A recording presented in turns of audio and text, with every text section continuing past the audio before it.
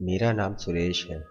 मेरी अभी अभी जॉब जंगल में फॉरेस्ट ऑफिसर की लगी थी।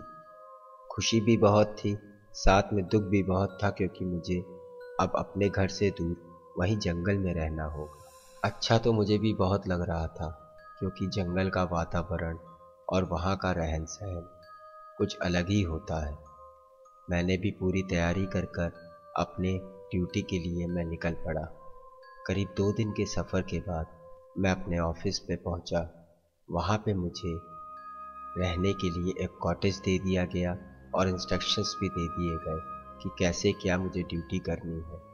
मैंने जब अपनी ड्यूटी ज्वाइन करी तो मुझे पता चला मेरी जो ड्यूटी है वो डे शिफ्ट की है, ना कि नाइट शिफ्ट की। मेरे लिए भी बहुत अच्छा ही था। दिन भर काम करूँगा, रात को आराम से सोऊंगा। ऊपर से रात का जंगल का वातावरण, क्या बात है।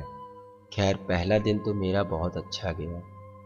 वन विभाग के अधिकारियों के साथ मैंने पूरा जंगल घूमा। पूरे दिन घूमने के बाद शाम को उन्हीं अधिकारियों ने मुझे मेरे कॉटेज पे छोड़ दिया। मेरा जो कॉटेज था वो मेरे ऑफिस से करीब 1.5 किलोमीटर की दूरी पे था। खैर मुझे इससे क्या करना था। मैंने अपना खाना पीना खा के आराम से अपने कमरे में सोने चला गया। अभी सोए हुए मुझे करीब 2 से 3 घंटा ही हुए थे। अचानक मेरी नींद खुली और मुझे अपने घर के बाहर किसी के बहुत तेज रोने की आवाज़ सुनाई पड़ी। मुझे बड़ा ताज्जुब हुआ, इस वीरान जंगल में कौन होगा। मैंने उठ के खिड़की के बाहर देखा। बाहर अंधेरे के कारण मुझे कुछ दिखाई नहीं पड़ रहा था। थोड़ी देर इधर उधर देखने के बाद मैं जैसे ही वापस पलटा, फिर अचानक से मुझे वही तेज रोने की आवाज़ सुनाई पड़ने लगी। अब मुझे कुछ समझ नहीं आ रहा था। ये आवाज़ सुनकर मैंने तुरंत डिसाइड किया, चलो बाहर जाके देख के आता हूँ। हो सकता है सच में किसी को मदद की ज़रूरत हो। जब मैं बाहर गया तो घोर अंधेरी काली रात थी। हर तरफ काला स्याह सन्नाटा था और अंधेरा था। जैसे जैसे मैं आगे बढ़ रहा था, मेरे कदमों से दबते हुए पत्तों की आवाज़ें पूरे वातावरण में गूंज रही थी। जैसे ही मैं आगे बढ़ा, मुझे अपने घर के पीछे से वो रोने की आवाज़ और तेज सुनाई पड़ने लगी। मैं तेजी कदमों से अपने घर के पीछे गया तो देखता क्या हूँ, सामने दूर पर एक लड़की रो रही है। मैंने वहीं खड़े खड़े तेजी से आवाज़ लगाई, क्या हुआ, तुम्हें कोई मदद की ज़रूरत है क्या। पर ताज्जुब की बात, इतना बोलने के बाद भी उस लड़की ने कोई जवाब ही नहीं दिया। वो लगातार रोती ही जा रही थी। अब मेरी भी समझ में कुछ आ नहीं रहा था। एक सुनसान रात और ये लड़की आखिर आई तो आई कहाँ से। जब मैं उसके पास पहुंचा तो मैंने फिर से बोला, कौन हो तुम, क्या चाहिए तुमको। उस लड़की ने एक बोझिल सी निगाहें मेरी तरफ डाली और वापस फिर से रोने लगी। मुझे बड़ा ही अजीब सा लग रहा था। मैंने फिर से आवाज़ लगाई और फिर से बोला, मैं तुम्हारी मदद कर सकता हूँ, बताओ तुम्हें क्या दिक्कत है, ऐसे रोते नहीं हैं। इस पर उस लड़की ने बहुत धीरे से अपना चेहरा उठाया और अपने हाथ का इशारा एक तरफ किया। जब मैंने उसके हाथ के इशारे की ओर देखा, मेरे पूरे शरीर में सिहरन दौड़ गई।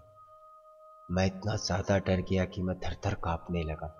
मैं देखता क्या हूँ, उस लड़की की लाश वहाँ पड़ी है। और जब दोबारा लड़की की तरफ देखा तो वो वापस सर झुका के रो रही थी। मेरी समझ में कुछ नहीं आ रहा था, बस डर का एक अनजाना एहसास मेरे रोम रोम में गूंज रहा था। मैंने दोबारा उस लड़की की लाश की तरफ देखा और जब मैंने पलटकर उस लड़की की तरफ देखा तो मेरा डर 7वें आसमान में पहुंच गया। मैंने देखा उसका चेहरा सफ़ेद और कई जगह से फटा हुआ हो गया था और बहुत ही भयानक लग रहा था। मेरी समझ में कुछ भी नहीं आ रहा था। बस मुझे इतना पता था कि जितनी जल्दी हो सके मैं वापस जाऊं। तभी अचानक मुझे ऐसा लगा जैसे किसी ने मेरे कंधे पे हाथ रख दिया। मैं जैसे ही पलटा तो देखता क्या हूँ, कुछ भी नहीं था वहाँ, कोई भी नहीं था। मैंने वापस पलट कर देखा तो अब वो लड़की भी वहाँ नहीं थी, ना वहाँ कोई लाश थी। मैं केवल यही सोचता रहा, आखिर ये हो क्या गया है। अचानक लड़की की लाश, लड़की, सब कहाँ गायब हो गए। अब मेरे दिमाग में बस इतना ही चल रहा था, कैसे भी करके मैं तुरंत वापस अपने कॉटेज में जाऊं, शायद मैं वहीं सुरक्षित रह सकता हूँ। मैंने तुरंत पलटकर भागना शुरू किया। जैसे ही मैंने भागना शुरू किया, मुझे उस लड़की की फिर से हंसने की आवाज़ें आने लगी। मेरी कुछ समझ में नहीं आ रहा था। मैं बहुत तेज कदमों से अपने कॉटेज की तरफ बढ़ रहा था। अभी मैं कुछ कदम ही आगे बढ़ा था, अचानक मेरे कदम वहीं के वहीं जम के रह गए। मैं देखता क्या हूँ, वो लड़की मेरे कॉटेज के गेट के सामने बैठी कस कस के हंस रही है और उसकी हंसी पूरे जंगल में गूंजने लगी। मैं डर के मारे खड़े होकर उस लड़की को देखने लगा और यही सोच रहा था कि आज मैं कौन सी मुसीबत में फंस गया हूँ। ये सब मेरे साथ हो क्या रहा है। मेरा शरीर पूरा पसीने से भीगा हुआ था। ये सब चीज़ें तो मैंने ज़्यादातर हॉरर फिल्मों में देखी है, जो आज मेरे साथ सच में हो रहा है। एक पल के लिए आया कि ये मेरा सपना है, पर दूसरे पल ही मुझे पता चला ये सपना नहीं, हकीकत है। वो लड़की मेरे सामने बैठी हुई लगातार हंसती जा रही थी और उसका वो भयानक चेहरा देखकर मेरी जान निकलती जा रही थी। मैं इतना घबरा गया कि मैं उल्टे कदमों से वापस जाने लगा। तभी अचानक मैं किसी चीज़ से टकराया और ज़मीन पे गिरा। जब मैंने वो चीज़ देखी तो मेरी जान हलक पे आ गई। मैं देखता क्या हूँ, उस लड़की की लाश वहीं मेरे पास पड़ी हुई है। मैं हड़बड़ा कर तेजी से उठा और वापस दूसरी तरफ भागने लगा। अभी मैं 2 कदम ही भागा होऊंगा कि देखता क्या हूँ, वो लड़की सामने खड़ी फिर से रो रही है। मेरी कुछ समझ में नहीं आया। मैं वापस पलटा और आंखें बंद कर कर तेजी से अपने कॉटेज के पास पहुंचा। कॉटेज के पास दरवाज़ा खोलकर मैं अंदर गया और कुंडी लगाकर बैठ गया।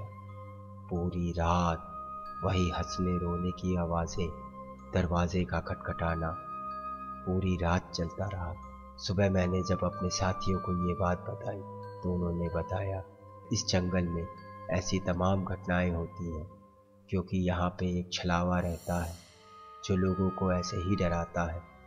अगली बार जब कभी भी तुझे ऐसी कोई आवाज़ या कोई ऐसा कुछ दिखे तो तू उस पर ध्यान न देना और अपने कॉटेज से बिल्कुल बाहर न जाना।